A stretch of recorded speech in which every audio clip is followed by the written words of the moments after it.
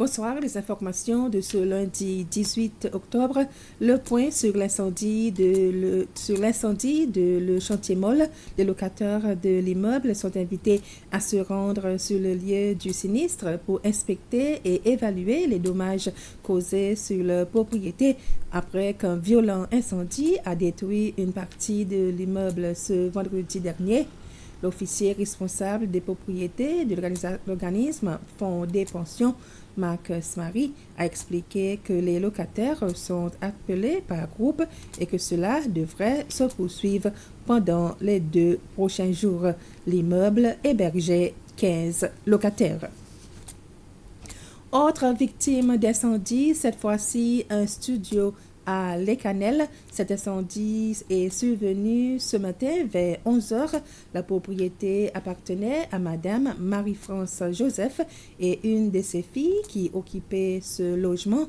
Il n'y avait personne au moment de l'incendie et un voisin découvrant l'incident a alerté la propriétaire qui, à son tour, a appelé les pompiers. Ce sont les pompiers du poste d'Anse-Boileau qui ont répondu à l'appel. Le sommet pour les jeunes d'Afrique et de la diaspora organisée par la France était très intéressant et une source d'inspiration pour plus de développement pour les jeunes de notre pays. C'est par ces mots que les jeunes délégués séchelloises ont décrit cet événement qui a regroupé plus de 5000 jeunes venus de toute l'Afrique. Le sommet a été également l'occasion pour ces jeunes de rencontrer le président français Emmanuel Macron pour lui parler de leurs préoccupations et de leurs aspirations. Ce rassemblement pour les jeunes à Montpellier en France le 8 octobre est le premier de cette ampleur jamais organisé par un président français. Ces jeunes venus de tous les pays d'Afrique étaient entrepreneurs, artistes, politiciens, sportifs parmi autres. Ils ont pu interagir avec des professionnels, des experts dans des domaines divers qui ont pu les inspirer. Le président Emmanuel Macron avait invité ces jeunes dans le cadre de ses efforts de rapprochement et de consolidation des relations Afrique-France.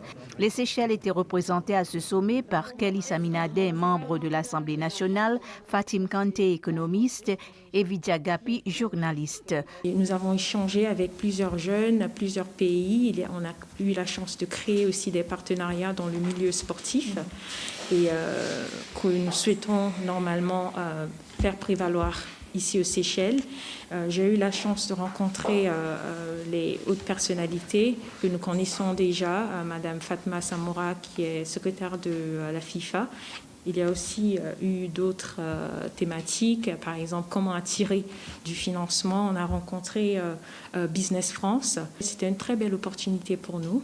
Nous avons pu recueillir plusieurs informations, établir des comparaisons en ce qui concerne ce que nous pouvons faire aux Seychelles et avec ce qu'ils font dans leur pays. Étant politicienne, je pense qu'il y a de la place pour des améliorations. Je suis en train de faire quelques travaux en ce qui concerne quand il s'agit aux jeunes, mais par contre, je sais qu'il y a davantage de choses que je peux faire. Et bien sûr, avec le soutien de mes collègues, avec le soutien du gouvernement, nous pouvons faire plus pour promouvoir le développement des jeunes dans le pays. Les services postaux donnent aux personnes qui ont des paquets datés depuis 2018 jusqu'à la fin de ce mois pour récupérer leurs paquets. Le directeur général adjoint des services postaux, Alex Etienne, dit que ces paquets sont ceux qui n'ont pas été collectés lorsqu'ils ont essayé de les livrer dans les districts en 2019. Il s'agit d'une dernière tentative des services postaux de livrer les plus de 2000 paquets avant d'être renvoyés à l'expéditeur. Monsieur Etienne dit qu'à l'approche de Noël et de la reprise de l'activité dans les ports internationaux, la Poste aura besoin de l'espace pour le chargement des paquets et colis qu'elle recevra bientôt. Voilà, c'est la fin de ce flash d'information. Merci de votre attention.